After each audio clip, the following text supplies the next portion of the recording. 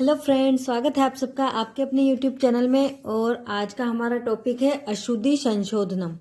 तो देखिए दोस्तों, ये हम रीड के लिए भाषा फर्स्ट और सेकंड में संस्कृत जो भाषा है उसके लिए माध्यमिक शिक्षा बोर्ड की 10th क्लास की जो बुक है उसमें से हम ये आपको अशुद्धि संशोधनम टॉपिक करवा रहे हैं। तो आइए शुरू करते हैं। अशुद्धि संशोधनम। अशुद्धि संशोधनम का अर्थ होता है कि वाक्य है कोई भी संस्कृत का, उसके अंदर किसी भी प्रकार की अशुद्धि है उसको पहचानना और उसको दूर करना। तो ये हमारे रीड में आते हैं क्वेश्चन और उसमें से हमको पहचाननी पड़ती। तो उसके लिए सबसे पहले हमको कारक का ज्ञान होना आवश्यक है। तो अगर हमको कारक का ज्ञान होगा तो हम आसानी से इसमें जो भी अशुद्धि है उसका पता लगा सकते हैं। तो देखिए, हम उदाहरण करते हैं। विभक्ति विषयकम अशुद्धि संशोधनम। विभक्ति से संबंधित यहाँ पर अशुद्धि दी हुई है। अब देखिए, अशुद्ध और ये शुद्ध। कृष्णम इति वसुदेव पुत्र।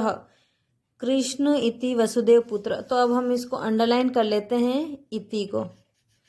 क्यों अंडरलाइन करें? क्योंकि हमने जब पढ़ते हैं हम लोग तो उसमें लिखा हुआ है कि इति शब्द के योग में कौन सी विभक्ति होती है? प्रथमा। तो यहाँ पर द्वितीय लगी हुई है तो हमारा सही उत्तर हो जाएगा प्रथमा विभक्ति कृष्ण में। ठीक है, तो कृष्णम इति वसुदेव पुत्र, यह हमारी अशुद्ध हो गई और इसको शुद्ध करेंगे तो कृष्ण इति वसुदेव पुत्र। इति के योग में कौन सी विभक्ति होती है? प्रथमा विभक्ति होती है। विष्णु वैकुंठे अधिशेते। तो देखिए, अधिशेते जो है अधि उपसर्ग शींग धातु के साथ आता है तो जो आधार है उसकी हो जाती कर्म संज्ञा।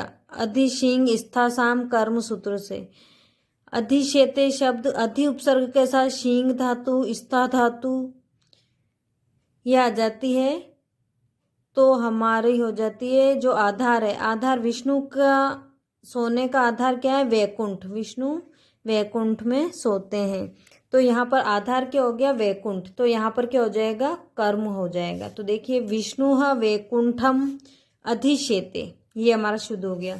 अगला देखिए, सज्जन आसने अधितिष्ठति। सज्जन आसन पे बैठता है। अब देखिए, अधितिष्ठति अभी हमने पढ़ा है कि स्था धातु।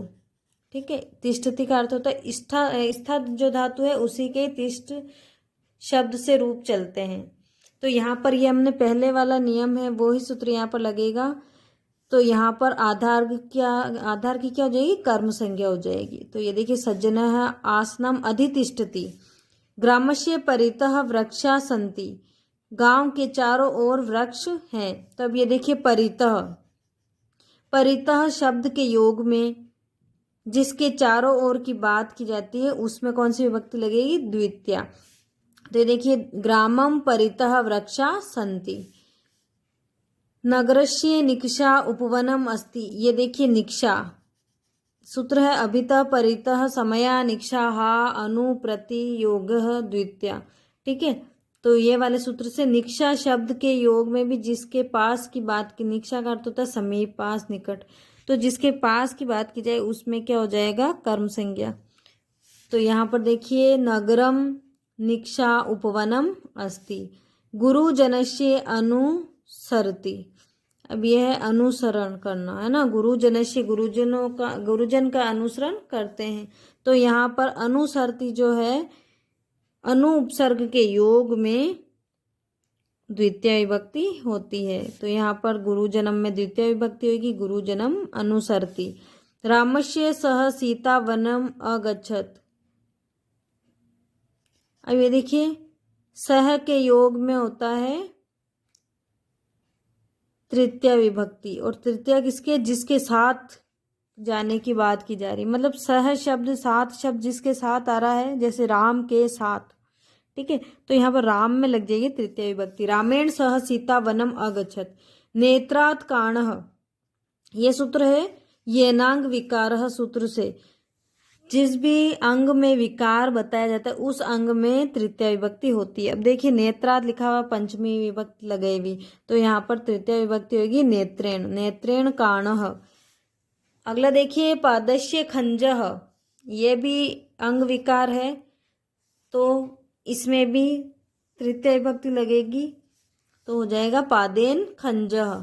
जटाभ्ये तापसो अस्ति, जटाओं से तापसी है, ये वो सूत्र है एक, इत्थम भूत लक्षणम, जिससे पता चलता है व्यक्ति के स्वभाव से, प्रकृति से या उसकी वेशभूषा से पता चलता है कि वो व्यक्ति कौन है। तो ये देखिए जटाओं से पता चल रहा है कि वो तापसी है, तो यहाँ पर जटा भी है जो लक्षण है जिससे हम पहचान पा रहे हैं, उसमें हो जाएगी तृतीय विभक्ति। तो अब ये देखिए बहुवचन है, तो यहाँ पर भी जटाओं, जटाएं बहुत सारी है, बहुवचन में आएगा तो यहाँ पर तृतीय विभक्ति लगेगी जटाभीः, है ना, जटाभीः तापसो अस्ति।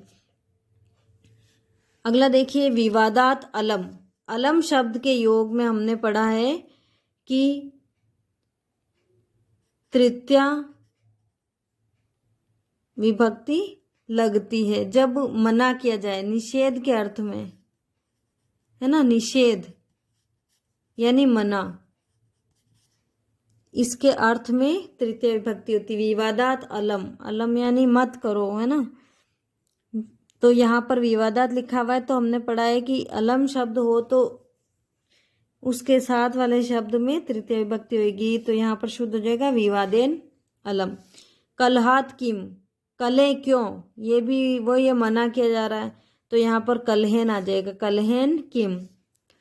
भिक्षुकम वस्त्राणि यच्छति, भिक्षुकम वस्त्राणि यच्छति, भिक्षुकों के लिए, भिक्षुक के लिए वस्त्र देते हैं। अब देखिए देना, दान आदि कर्म के द्वारा जिसको दिया जाता है उसकी संप्रदान संज्ञा होती है। तो अब देखिए यच्छति अर्थ है दिया जा रहा, तो अब देखिए भिक्षुक के लिए वस्त्र दिए जा रहे हैं, तो यहाँ पर भिक्षुक है उसमें चतुर्थी विभक्ति होगी, तो आ जाएगा भिक्षुकाय वस्त्राणि यच्छति। माम रूप्यकाणि देहि, मेरे लिए रुपये दीजिए, रुपये दीजिए, तो यहाँ पर हो गया माम का चतुर्थी विभक्ति हो जाएगी मह्यम, मह्यम रूप्यकाणि देहि।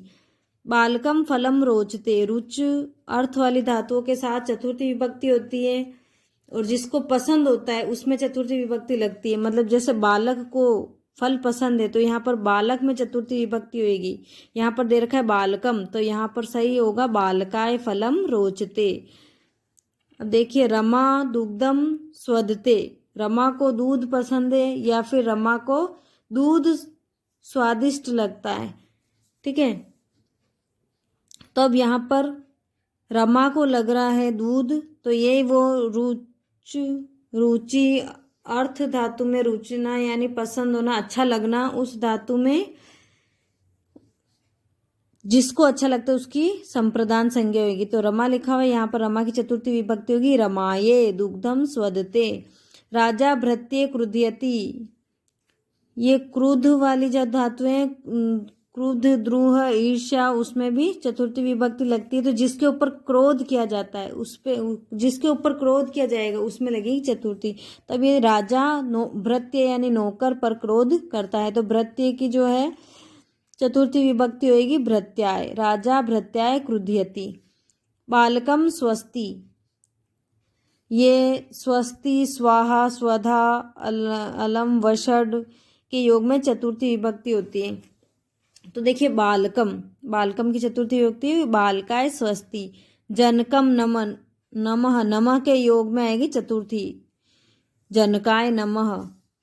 सह शिक्षकम निवेदयति, वह शिक्षक से निवेदन करता है, तो निवेद जो शब्द है, निवेद जो धातु है निवेदन करना, उसमें जिससे निवेदन किया जाएगा उसमें चतुर्थी होगी सह शिक्षिकाय निवेदयति, सह शिक्षिकाय निवेदयति। ऐसे ये वृक्षेण पत्राणि पतंती, पेड़ से पत्ते गिरते हैं, वृक्ष से पत्ते गिरते हैं, तो ये पृथक होने के अर्थ में वृक्षात होएगा, जो ध्रुव है जो स्थिर है उसमें आएगी पंचमी विभक्ति, तो यहाँ पर सही होगा वृक्षात पत्राणि पतंती।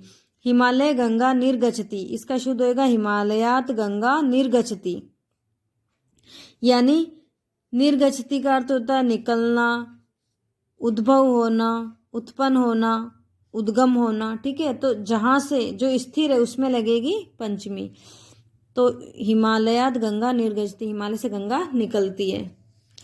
पापेन विरमति, पाप से घृणा करता है, तो जो जिससे घृणा किया जाएगा उसमें पंचमी विभक्ति होगी। पापेन विरमति यानी पापात विरमति, ये शुद्ध वाक्य है। सत्यम माँ प्रमाद, सत्य से आलस्य मत करो, सत्य में आलस्य मत करो। तो यहाँ पर प्रमाद, आलस्य, ठीक है। तो यहाँ पर सत्य है तो सत्य की पंचमी होगी सत्यात्मा प्रमद।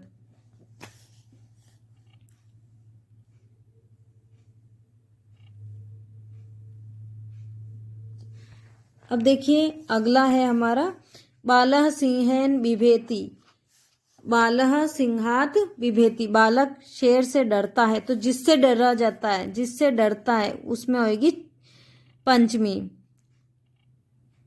ये देखिए सिंहात होएगी, सिंहन की जगह सिंहात होएगी। अगला देखिए रक्षक चोराय त्रायते, वित्रार्थनाम पंचमी विभक्ति। त्राकार त्रायते यानी रक्षा करता है, रक्षक चोर से रक्षा करता है। तो अब यहाँ पर चोरात, चोर से रक्षा करता है, यहाँ पंचमी विभक्ति आ जाएगी रक्षक चोरात त्रायते। शिक्षकेन गणितम पठती, शिक्षक से गणित पढ़ते हैं। तो यहाँ पर शिक्षकात गणितम पठती। आचार्य अधीते, आचार्य से अध्ययन करते हैं। तो आचार्यात, आचार्यात अधीते। लोभेन क्रोधो भवति, लोभ से क्रोध उत्पन्न होता है। लोभात क्रोधो भवति। बीजः पादपः जायते, उत्पन्न होने के अर्थ में जाए यानी प्रकट होना, उत्पन्न होना। तो उसमें भी पंचमी लगेगी, सॉरी। तो यहाँ पर बीजे का बीजात पादपः जायते। माता गुरुतरः भूमि, तो अब देखिए माता गुरुतरः भूमि, माता गुरुतर है, श्रेष्ठ है भूमि से। तो जिससे श्रेष्ठ बताया जाता है उसमें लगती है षष्ठी, ठीक है।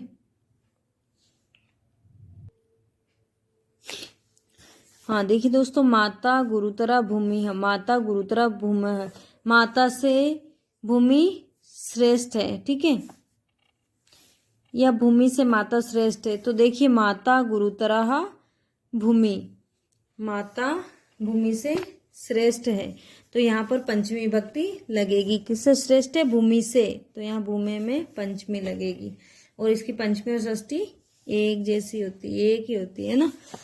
पठनस्य अनंतरम, पढ़ने के बाद। तो ये आएगा अनंतरम शब्द के योग में, पठनात् अनंतरम पंचमी विभक्ति। केन हेतु वस्ती, किस हेतु, किस कारण से वस्ती यानी यहाँ रहते हो है ना, किस हेतु वस्ती। तो यहाँ केन हेतु ना वस्ती, तृतीय विभक्ति आएगी हेतु में, हेतु ना, ठीक है।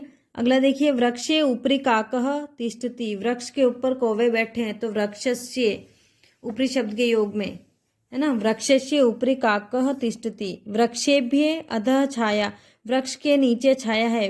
तो यहाँ हो जाएगा वृक्षाणाम अधः छाया, षष्ठी विभक्ति लगी। यहाँ पर बहुवचन है तो यहाँ पर भी बहुवचन।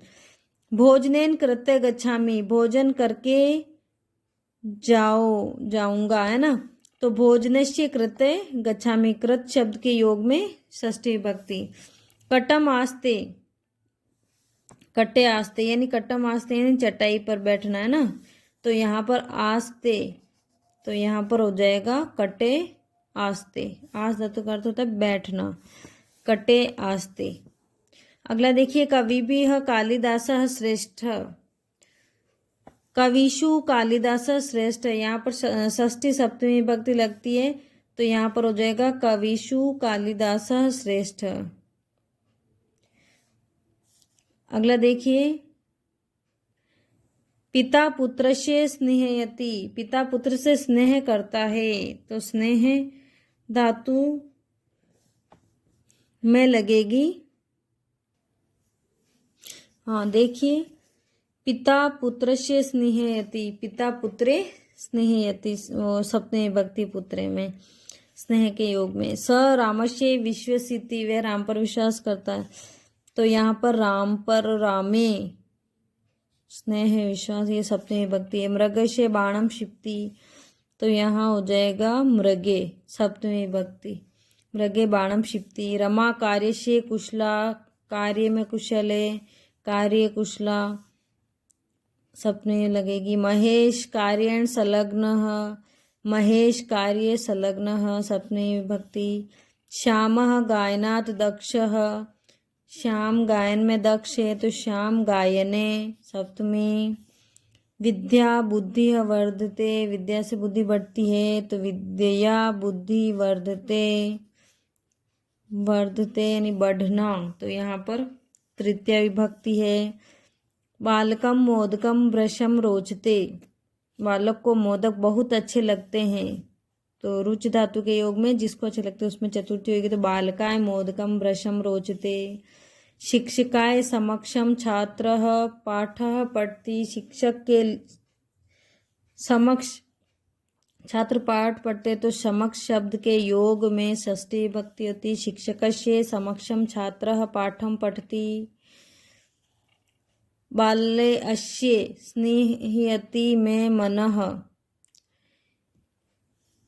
बाले अस्मिन, देखिए अश्य में तो है षष्ठी विभक्ति और हमको लगानी स्नेह में सप्तमी विभक्ति लगानी, तो बाले अस्मिन, अस्मिन स्नेहयति मनः। अब देखिए लिंग पुरुष वचन लकार विषयकम अशुद्धि संशोधनम, अशुद्धम और शुद्धम, यहाँ पर मैं आपको डायरेक्ट पढ़ के बता देती हूँ। स बालकः पश्यसि, सह बालकम पश्यति। बालकः गच्छत्, बालकः गच्छति। रामः हसामि, रामः हसति। छात्रा लिखसि, छात्रा लिखति। अहं गच्छति, अहं गच्छामि। त्वं पियामि, त्वं पिबसि। वयं हसावः, वयं हसामः, ये अशुद्ध, ये शुद्ध। छात्रौ वदन्ति, छात्राः वदन्ति। सः कलमात् लिखति, सः कलमेन लिखति। सः बालकं यच्छति, सः बालकाय यच्छति। सः रामस्य सह गच्छति, सः रामेण सह गच्छति। भवान् कुत्र गच्छन्ति, भवान् कुत्र गच्छति। यूयं पठ, यूयं पठत्। त्वं हसत्, त्वं हस। सः मम भ्राता अस्ति, सः मम भ्राता अस्ति। सः मम भगिनी अस्ति, सा मम भगिनी अस्ति। अहं तव नामं जानामि, अहं तव नाम जानामि। अहं तव कार्यं जानीमः, अहं तव कार्यं जानामि। सुधा रामं पत्रं लिखति, सुधा रामाय पत्रं लिखति। रमा रामाय पत्रं लिखामि, रमा रामाय पत्रं लिखति। पर्वताः रम्याणि सन्ति, पर्वताः रम्याः सन्ति। वृक्षाणि रम्याः सन्ति, वृक्षाः रम्याः सन्ति। ते मम मित्राणि अस्ति, ते मम मित्राणि सन्ति। अत्र भवान् काश्यप आयन्ति, अत्र भवान् काश्यपः आयाति। ते कन्ये पठति, ताः कन्याः पठन्ति। ते परधनं न चोरयति, ते परधनं न चोरयन्ति। इदं कार्यं कठिनः अस्ति, इदं कार्यं कठिनम् अस्ति। सः विद्यालये द्वितीयम् आसीत्, सः विद्यालये द्वितीयः आसीत्। ते कक्षायां प्रथमम् अतिष्ठन्, सः कक्षायां प्रथमः अतिष्ठत्। मह्यं दुग्धं न रोचे, मह्यं दुग्धं न रोचते। त्वं प्रतिदिनं पठति, त्वं प्रतिदिनं पठसि। अहं च ते च हसन्ति, अहं च त च हसामः। वयं वृक्षात् पश्यन्ति, वयं वृक्षात् पश्यामः। भवान् कुत्र गच्छामि, भवान् कुत्र गच्छति। नद्ये प्रवहति, नद्यः प्रवहन्ति। मृगः प्रतिदिनं शस्यम् अखादन्, मृगं प्रतिदिनं शस्यम् अखादत्। ते श्वः पाठं स्मरन्ति, ते श्वः पाठं स्मृशन्ति। माता ह्यः गतवान, माता ह्यः गतवती। तो दोस्तों ये था हमारा आज का टॉपिक अशुद्धि संशोधनम। आई होप आपको ये अच्छा लगा होगा, और अगर ये वीडियो आपको अच्छा लगा है तो लाइक ही कर दीजिए और चैनल को सब्सक्राइब कर दीजिए, ताकि जो भी अगली नोटिफिकेशन हो वो आपको जल्दी से मिल जाए। तो धन्यवाद दोस्तों।